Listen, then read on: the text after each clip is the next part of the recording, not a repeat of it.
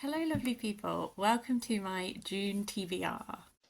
Dooby dooby dooby dooby dooby dooby dooby dooby dooby doo. Dooby dooby dooby dooby dooby dooby dooby dooby Sophie vlogs. June is Pride Month, so I have planned myself a little TBR where throughout the month I'm just going to read some lovely LGBTQ plus books.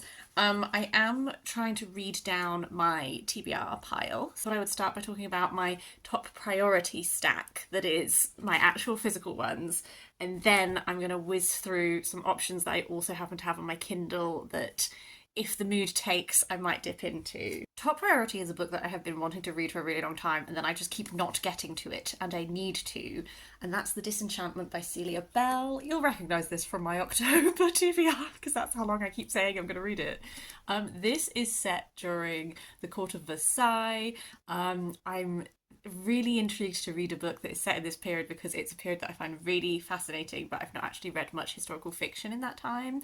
And I know that it is about sort of like the dark going ons. There was this big scandal where this woman was accused of witchcraft and all that kind of thing. And I believe that's sort of the background of this, but also it has a sapphic relationship at its heart, and it is kind of like I feel a sense of how far will this woman go to like protect her, the ones she loves, and all that kind of thing. So I'm really intrigued for this sort of historical fiction, maybe showing like the dark side of the court of Versailles. That is very much my jam. I also have Burning Roses by S.L. Huang. This is a retelling of Red Riding Hood, I believe. The main character Rosa is sort of the one who's known as Red Riding Hood, but she's ready to retire.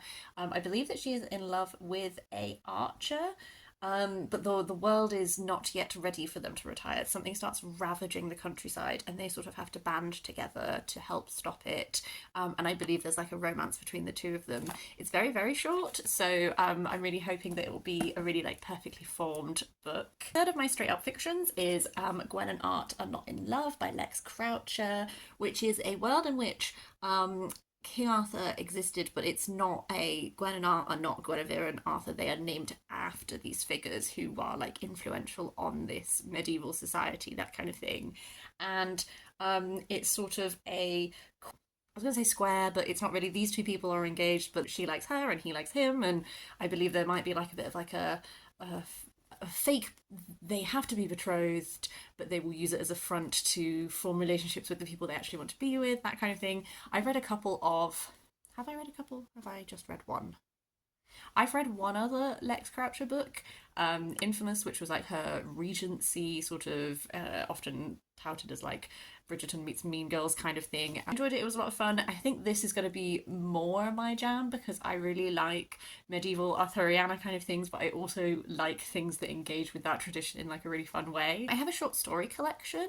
This is Variations by Juliet Jacques, which is a bunch of short stories that spans a wide amount of queer history. So it travels from Oscar Wilde's London to austerity era Belfast via interwar Cardiff, a drag bar in Liverpool just after the decriminalisation of homosexuality, Manchester's protests against Clause 28, and Brighton in the 2000s.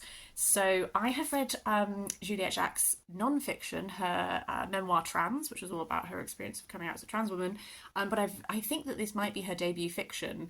I like short story collections that are sort of either interconnected or have a really strong theme or something like that. I think sometimes I read short story collections and I feel rather indifferent to them, but I quite like something that sort of ties things together. And I think that this thread of like going through notable moments in queer history is going to be really interesting. So I already know that I enjoy the way that Juliet Jacques writes because I liked her memoir. So that should bode well. Final physical book is a non-fiction. This is Coming Out Under Fire, The History of Gay Men and Women in World War II by Alain Berube. I This first of all is the book that has been on my TBR for like the absolute longest. When you look at my Goodreads shelf, I think I shelved this in like 2015 or something, so it means I've been wanting to read it for about a decade. Why I was intrigued about this book is that I read Lillian Faberman, Odd Girls and Twilight Lovers, which is a sort of history of lesbian experience. And that had a really intriguing chapter which talked about how during things like World War II, because resource was short and every everyone was needed in the war effort, the military in America weirdly became this sort of like place where lesbians could very much not have to hide who they were in the way that they had been, and they could have relationships.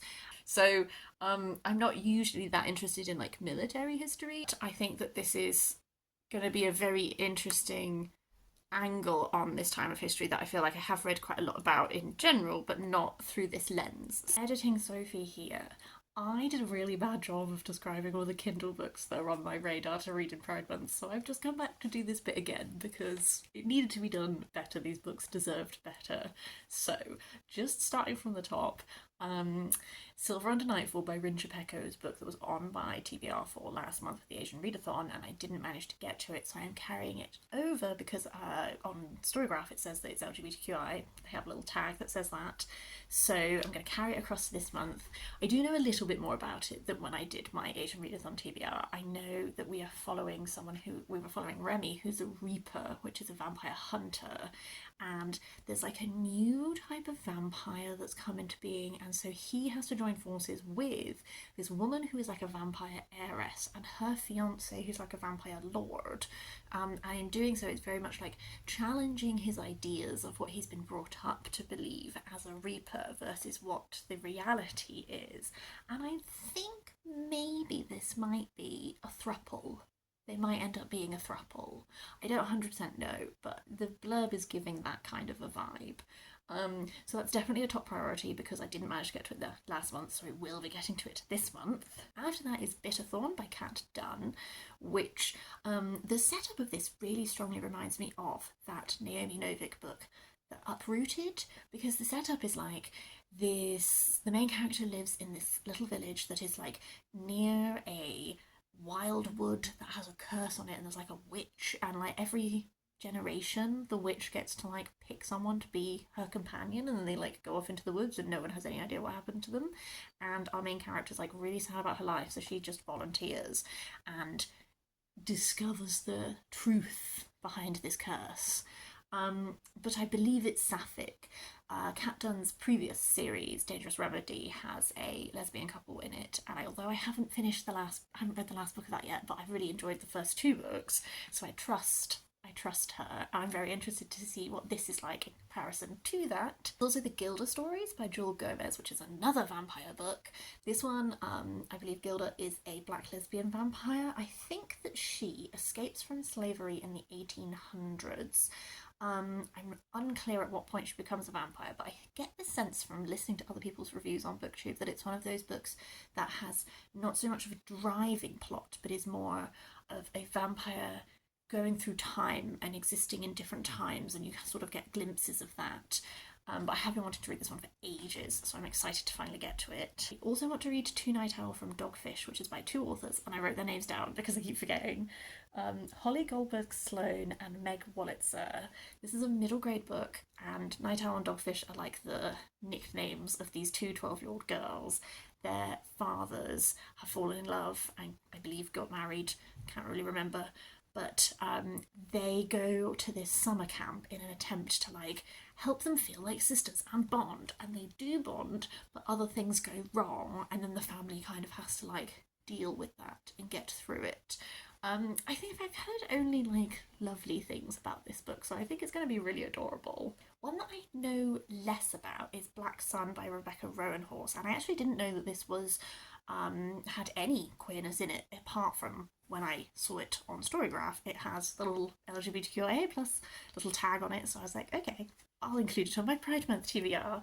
I do know that it is the first book in a fantasy trilogy, sort of inspired by pre-Columbian America's sort of like civilizations and that kind of thing. And when you read the blurb, it's like, ooh, prophecy, politics, magic. And I'm like, that's enough. That's enough for me to be interested. I feel like I hear really good things about Rebecca Roanhorse as well. So that's one I'm going to enter with very little knowledge, but extreme excitement. After that is a non-fiction, and that's Love from the Pink Palace by Jill Nalder. This is her memoir. In the 1980s, she moved to London to go to, I think, like a stage school or something, and she became friends with a lot of gay men and drag queens, and she spent a lot of time in like very iconic places. The book also talks a lot about her experience of the AIDS epidemic and all these people that she loves dealing with that, and I think it's going to be really like emotional. I have read a few non-fiction books that deal with the AIDS epidemic, but I've not really read so much that is based in the UK. A lot of it is based in America, particularly like New York and that kind of thing. So I'm actually really interested to read a perspective that is from the UK, that shows there's a book that's on my radar that's coming out maybe next year. I will write it in the description down below because and I'll put the cover up here. Um, because I can't currently remember what it's called, but that's one that's on my radar that I really want to read because it very much is looking at AIDS activists in the UK, and that's sort of like a hole in my reading knowledge that I would really like to plug. And ultimately is The Falling in Love Montage by Ciara Smyth. I read her Not My Problem in December and I really liked it. It felt very like authentically teenage. The way that these like Irish teenagers talk to each other and everything, I really enjoyed it. This one is kind of doing a similar thing where we have like a teenager who's really dealing with some difficult stuff. In this one, the main character's mother has early onset dementia, and she's, as a result, really cutting herself off from love. Relationships are not an option for her. But she meets this girl at the party and they come up with the idea that it's like, okay, not a relationship, but they're going to spend the summer doing the most cliched rom-com movie moments just to have fun. And like that's where it will end. But of course, perhaps feelings develop more. I'm excited. I think it's going to be lovely. And then the final book is When Tiger Came Down the Mountain by Nevo, which is the second book in the, I think it's called the Singing Hills cycle, something like that. And I don't think you have to read these in order, but I did read the first book, God, last year? This year? I've lost all sense of time, but I really loved it. It was a 5-star read for me. I thought it was brilliant. I think it was last year I read The Empress of Salt and Fortune, can't quite remember, but it had a lot of storytelling in it, and this one also does. All I really get from the blurb is that this cleric finds themselves at the mercy of a band of tigers, and they have to fill time until the mammoths can get to them to save them by like weaving out a story. Except I'm wondering if mammoths and tigers is a metaphor, because the Empress of Salt and Fortune had some stuff to do with animals that turned out to be like political stuff. I don't know, but these are all like quite short, but I really enjoyed the one that I have read so far, so I'm excited to like continue the series. That is everything for my TBR. I will be prioritising my physical books just because that is my priority at the moment, trying to read the TBR down a bit. But I'm hoping to also really crack through some Kindle books because there's a lot of books here that I'm actually really excited about and I've been wanting to get to for a while, and Pride Month, it's a wonderful time to prioritise them. I would love to hear if you're planning to read anything special, anything I can add to my TBR. That would be great. Otherwise, I hope you're having a really lovely day. I will see you next time for something different.